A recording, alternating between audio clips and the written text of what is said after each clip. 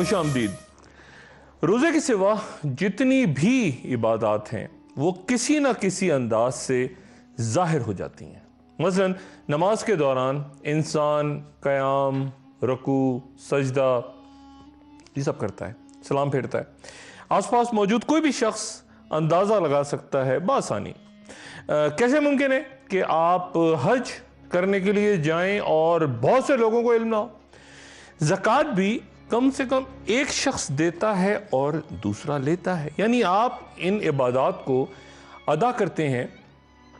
تو لوگوں کو کسی نہ کسی انداز میں اس کا علم ہو جاتا ہے، اور اگر ادا نہیں کرتے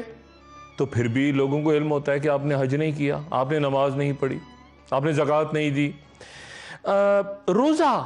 غالباً ایسی واحد عبادت ہے جس کا معاملہ صرف اللہ اور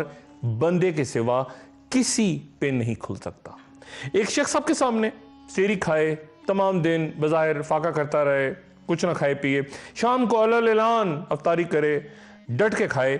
لیکن دن میں چھپ چھپ کے خاموشی سے کہیں کسی کونے خدرے میں جا کے کچھ کھاتا پیتا رہے تو لوگ تو اسے روزے داری سمجھیں گے، لیکن صرف یا تو وہ خود جانتا ہے یا اللہ کہ اس کا روزہ ہے یا نہیں۔ گویا روزہ رکھتا شخص اللہ کے عالم الغیب ہونے پر کامل ایمان یوں رکھتا ہے کہ وہ جانتا ہے کہ اس کی کوئی بھی حرکت چاہے ساری دنیا سے چھپ جائے لیکن اللہ سے نہیں چھپ سکتی۔ مضبوط اعتقاد لازم ہے کہ ایک انسان مہینہ بھر کم سے کم 360 گھنٹے کے روزے رکھتا ہے، اور اس دوران کبھی بھی ایک لمحے کے لیے اس کے دل میں آخرت سے متعلق شک کا شائبہ تک نہیں آتا۔ اگر دل میں ذرا برابر بھی گمان یا شک ہو کہ آخرت میں سوال تو ہوگا یا نہیں ہوگا، عذاب اور ثواب کا کوئی پیمانہ اس کے ذہن میں نہ ہو، تو وہ کبھی اپنا روزہ پورا نہیں کر سکتا، کیونکہ شک کی تو فطرت ہی یہ ہے کہ وہ انسان کے ہر ارادے کو متزلزل کر ڈالتا ہے، اور پھر مسلسل ایک ماہ کی آزمائش میں جوں جوں انسان پورا اترتا جاتا ہے اس کا ایمان مضبوط تر ہوتا جاتا ہے۔ کڑی آزمائش میں آپ کے ایمان کو پرکھا جاتا ہے کہ کیا آپ امانتوں کا بوجھ سنبھالنے کی استطاعت اور طاقت رکھتے بھی ہیں یا نہیں، تیار ہیں کہ دوسرے گناہوں سے بھی پرہیز کریں گے۔ اللہ باری تعالیٰ کو عالم الغیب مان کے اگر چھپ کر پانی اور خوراک سے دور ہیں، یہ سوچ کے کہ اللہ تو دیکھ رہا ہے، تو کیا یہ اصول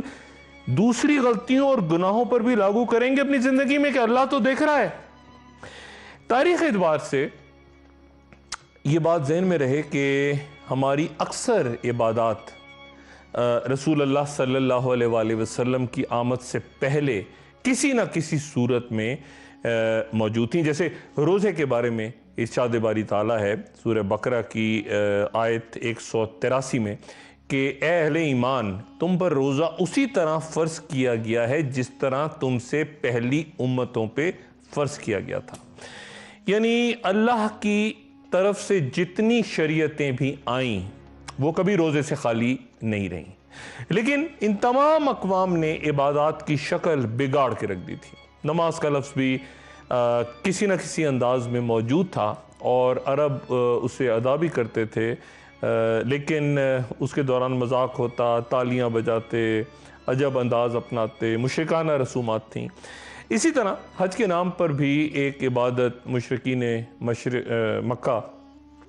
ان میں موجود تھی، کچھ اس طرح سے کہ وہ چونکہ خود کو کعبہ کا متولی کہتے تھے اس لیے وہ عرفات تک نہیں جاتے تھے۔ قربانی بھی ان کے یہاں ہوتی تھی لیکن وہ اپنے آپ کو منی تک محدود رکھتے تھے۔ زکوٰۃ، صدقات، خیرات، یہ سب کچھ کسی نہ کسی شکل میں موجود تھا مکہ میں، اور کبھی کبھار تو سردار کھانا کھلانے اور غریبوں کی مدد کرنے میں ایک دوسرے کا مقابلہ بھی کرتے، لیکن روزے کا تصور مکہ میں سرے سے کہیں بھی موجود نہیں تھا، وہ مشرکین تھے۔ لہٰذا ہمیں پوری جو وہ قرآن شریف جو مکے میں نازل ہوا، مکی قرآن، اس میں روزے کا ذکر نہیں ملتا، لیکن ایک لفظ صوم ہمیں ضرور نظر آتا ہے اس معاشرے میں، اور یہ جو لفظ ہے سوم کا، یہ گھوڑوں کو وہ رکھواتے تھے۔ بڑی اہمیت ہوا کرتی تھی اس معاشرے میں گھوڑوں کی، اب بھی ہوتی ہے، خصوصاً وہ قبائل جو ہر وقت جنگ میں مصروف رہتے، لوٹ مار کرتے، خانہ جنگی جیسے پیشہ ان کا ہوتا،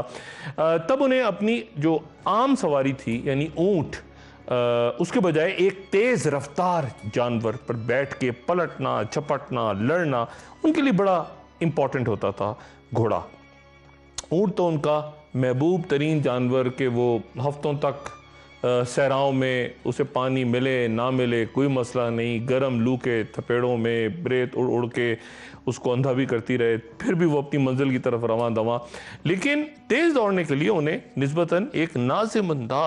اندام جو ہے وہ گھوڑے کی ضرورت ہوتی تھی۔ تو پھر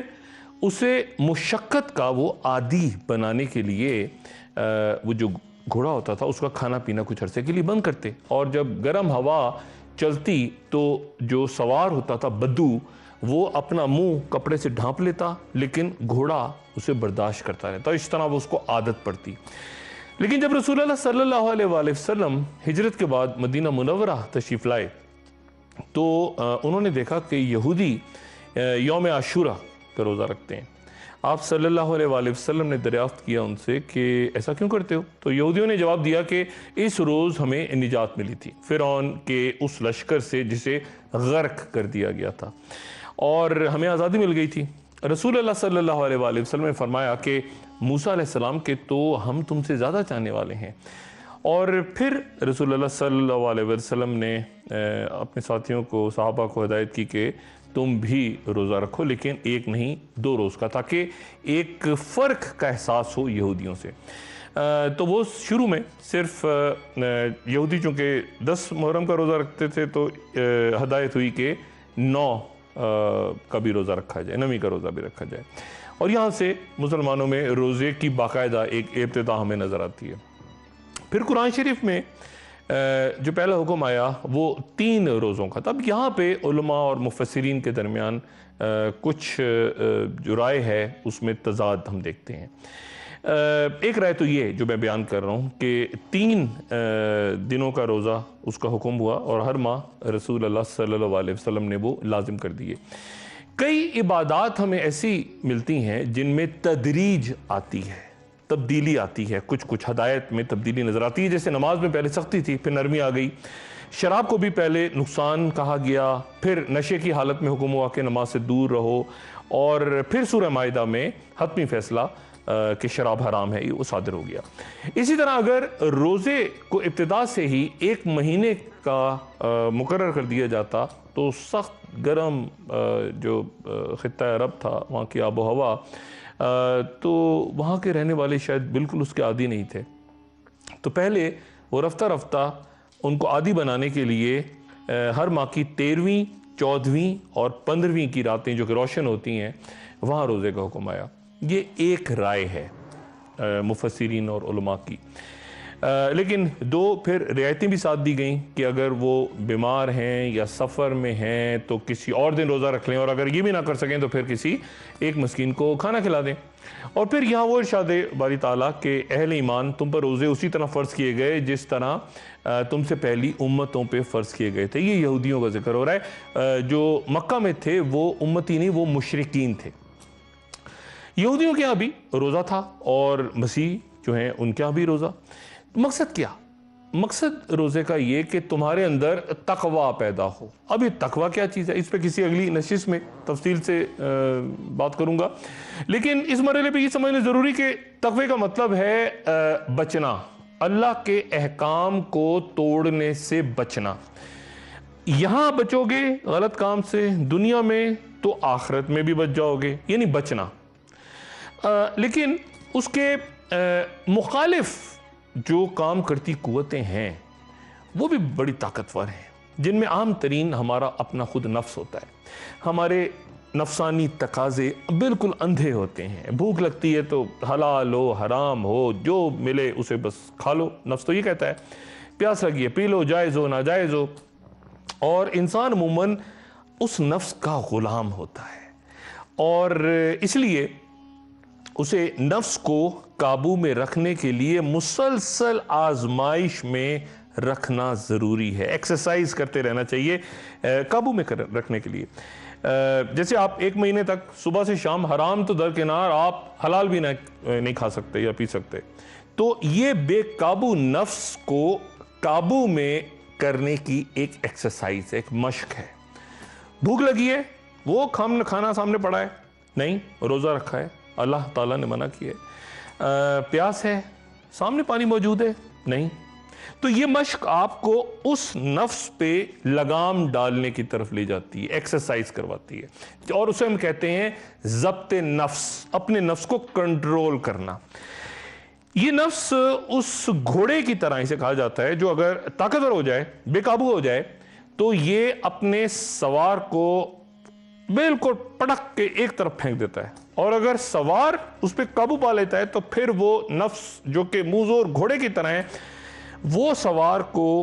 کسی بھی رستے پہ اگر قابو نہ پائے سوار تو وہ کسی بھی گناہوں کے رستے پہ لے جا سکتا ہے، اور اگر آپ نے اس پہ قابو پا لیا سوار نے تو پھر آپ اس گھوڑے کو، اس نفس کو اپنے اشاروں پر دوڑنے پہ مجبور کر سکتے ہیں۔ اسلام نفس کو کچل دینے کا نام نہیں ہے، یہ ذہن میں رہے، کیونکہ نفس کا بھی حق ہے، اس پہ قابو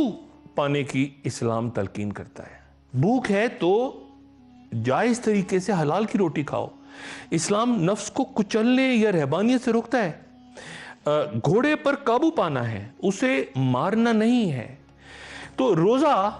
نفس کو خود پر حاوی آنے سے روکنے کا وہ رستہ ہے جو ہمیں اس کے بے قابو ہونے سے بچاتا ہے، یعنی تقویٰ۔ یہ نفس کے حملوں کو روکنے کے لیے آپ سمجھ لیں ایک طرح سے ڈھال ہے، بلٹ پروف ہے۔ کئی مفسرین، جیسے میں نے پہلے بتایا تھا کہ وہ ہر ماہ کے 3 فرض روزوں کو بھی جو حکم ہوا تھا اس کو رمضان کے روزوں کے ساتھ شمار کرتے ہیں۔ یہاں پہ مختلف آراء ہیں۔ رسول اللہ صلی اللہ علیہ وآلہ وسلم شعبان میں نفلی روزے رکھتے، نفلی روزے وہ بہت دفعہ رکھتے مختلف مہینوں میں، لیکن شعبان میں سب سے زیادہ، گویا رمضان کی تیاری ہو رہی ہوتی، جس طرح کہ ظہر کے 4 فرض پڑھنے سے پہلے آپ 4 رکعت سنت پڑھ لیتے ہیں، تیاری کرتے ہیں ایک طرح سے فرض کی۔ ہم میں سے اکثر لوگ صرف ایک خاص کھانے یا کپڑے خریدنے کے لیے، میں روز دیکھتا ہوں، آپ بھی غور کرتے ہوں گے، گھنٹوں گھنٹوں کا سفر کر کے hotels, restaurants, markets, shopping malls, بازاروں تک وہ جاتے ہیں، لیکن صرف 5-10 منٹ کی نماز، یعنی وہ بے قابو گھوڑا یعنی نفس ہمیں وہ ادا نہیں کرنے دیتا، روزہ نہیں رکھنے دیتا، یعنی سوار پہ جانور کنٹرول کر لیتا ہے۔ اب فیصلہ آپ نے خود اپنے کردار کا کرنا ہے، اپنے رول کا خود آپ نے زندگی میں فیصلہ کرنا ہے کہ آپ خود کو کس طرح دیکھنا، کس حیثیت میں دیکھنا پسند کریں گے۔ بطور سوار گھوڑے کو قابو کریں یا گھوڑا آپ پہ قابو کر لے۔ ایک وقفہ اور وقفے کے بعد دوبارہ حاضر ہوتا ہوں۔